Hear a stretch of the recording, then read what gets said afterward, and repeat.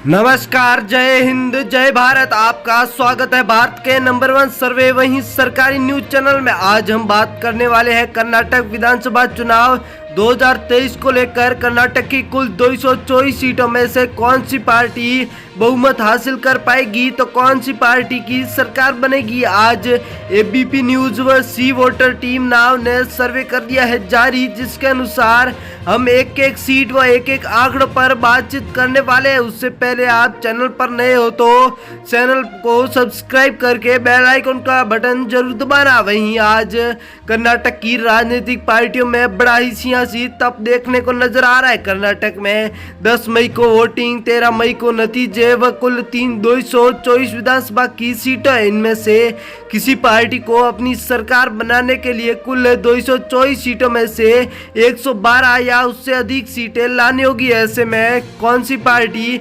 अपनी सरकार बना पाएगी। कर्नाटक का 35 वर्षों का इतिहास उठा के देखा जाए तो प्रत्येक 5 वर्ष में आपको सरकार बदलती हुई नजर आएगी। ऐसे में पिछली बार बीजेपी की सरकार थी, आगे क्या होगा। वहीं बात करें कर्नाटक की जनता की तो 5.21 करोड़ कुल मतदाता है, जिनमें से महिला मतदाता 2.59 करोड़, पुरुष 2.62 करोड़, पहली बार वोट डालने वाले 9.17, वहीं थर्ड जेंडर 4,799 लोग हैं। चलते हैं आपको आंकड़ों की तरफ लेकर। पहला जिला आ रहा है बांगलकोट, जिसमें कुल 7 विधानसभा की सीटें हैं, जिनमें से भाजपा पार्टी के खाते में 2 सीट, कांग्रेस के खाते में 4 सीट तो जेडीएस पार्टी के खाते में 1 सीट ही नजर आ रही। चलते हैं अगले जिले की ओर, बिंद्री, जिसमें कुल 6 विधानसभा की सीटें हैं, जिनमें से भाजपा पार्टी के खाते में 1 सीट तो कांग्रेस पार्टी के खाते में सबसे अधिक 3 सीटें नजर आ रही। वहीं जेडीएस पार्टी के खाते में इस बार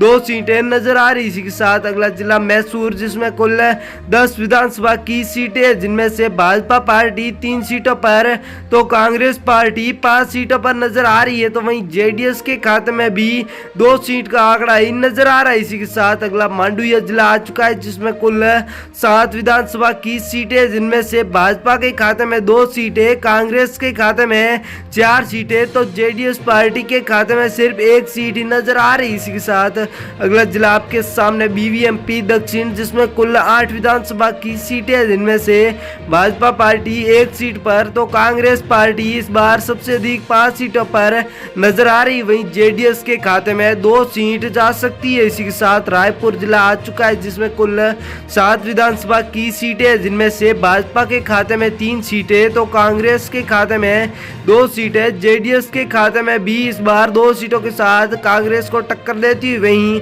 चिंकमगलूर, जिसमें कुल 5 विधानसभा की सीटें, जिनमें से भाजपा पार्टी 1 सीट पर तो यहां पर भी कांग्रेस व जेडीएस के मध्य 2-2 सीटों के साथ बड़ी ही टक्कर का माहौल नजर आ सकता है आपको। इसी के साथ अगला जिला धारवाड़, जिसमें कुल 7 विधानसभा की सीटें, जिनमें से भाजपा पार्टी 3 सीटों पर तो कांग्रेस पार्टी 4 सीटों पर नजर आ रही है। तो वहीं जेडीएस पार्टी इस बार 0 सीटों पर नजर आ रही है। इसी के साथ अगला जिला आ रहा है बेलगाम, जिसमें कुल 18 विधानसभा की सीटें, जिनमें से भाजपा पार्टी 6 सीटों पर तो कांग्रेस पार्टी यहाँ पर सबसे अधिक 10 सीटों पर, जेडीएस पार्टी यहाँ पर सिर्फ 2 सीटों पर ही नजर आ रही। इसी के साथ अगला जिला बेल्लारी, जिसमें कुल 9 विधानसभा की सीटें, जिनमें से भाजपा पार्टी 3 सीटों पर नजर आ रही है। तो वहीं कांग्रेस पार्टी इस बार 5 सीटों पर है तो जेडीएस पार्टी सिर्फ 1 सीट पर ही नजर आ रही। इसी के साथ अगला जिला तुमकुर, जिसमें कुल 10 विधानसभा की सीटें, जिनमें से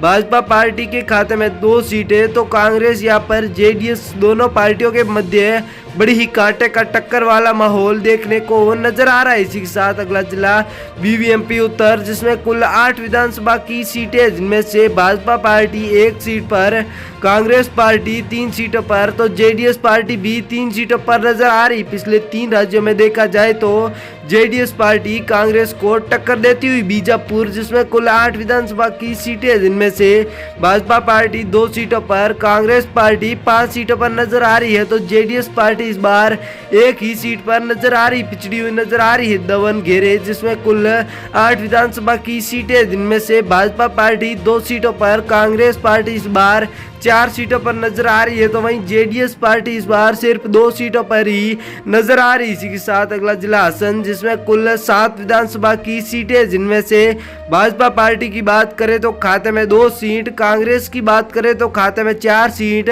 वहीं जेडीएस पार्टी के खाते में इस बार 1 सीट ही नजर आ रही है। इसी के साथ अगला जिला आ रहा है बंगलोर अर्बन, जिसमें कुल 7 विधानसभा की सीटें, जिनमें से भाजपा के खाते में 2 सीट, तो कांग्रेस पार्टी के खाते में भी 2 सीटें नजर आ रही है। वहीं जेडीएस पार्टी के खाते में इस बार 3 सीटों का आंकड़ा देखने को मिल रहा है। बीवीएमपी मध्य, जिसमें कुल 8 विधानसभा की सीटें, जिनमें से भाजपा पार्टी के खाते में 3 सीटें, कांग्रेस के खाते में 3 सीटें, जेडीएस पार्टी के खाते में 2 सीटें, वहीं अन्य पार्टियों का खाता हमारे साथ आंकड़ों में नहीं है। शिमोगा जिला, जिसमें कुल 7 विधानसभा की सीटें, जिनमें से भाजपा के खाते में 3 सीटें, तो कांग्रेस पार्टी इस बार बहुत ही भारी पड़ती हुई नजर आ रही है 4 सीटों पर, तो जेडीएस पार्टी के खाते में कोई आंकड़े नजर नहीं आ रहे। हावेरी जिला, जिसमें कुल 6 विधानसभा की सीटें, जिनमें से भाजपा की बात करें तो खाते में 1 सीट, वहीं कांग्रेस के खाते में 3 सीट, तो जेडीएस पार्टी के खाते में 2 सीट आपको नजर आ सकती है। इसी के साथ अगला जिला आपके सामने गुलबर्गा, जिसमें कुल 9 विधानसभा की सीटें, जिनमें से भाजपा के खाते में 4 सीटें, वहीं कांग्रेस के खाते में भी 4 सीटें नजर आ रही है। इसी के साथ जेडीएस के खाते में 1 सीट नजर आ रही है। आप आने वाले आगे के 5 राज्यों के विधानसभा के चुनाव को लेकर, वहीं कर्नाटक के चुनाव को लेकर सबसे ताजा सर्वे सबसे पहले जानना चाहते हो तो हमारे चैनल को सब्सक्राइब करके बेल आइकन का बटन जरूर दबाना साथियों।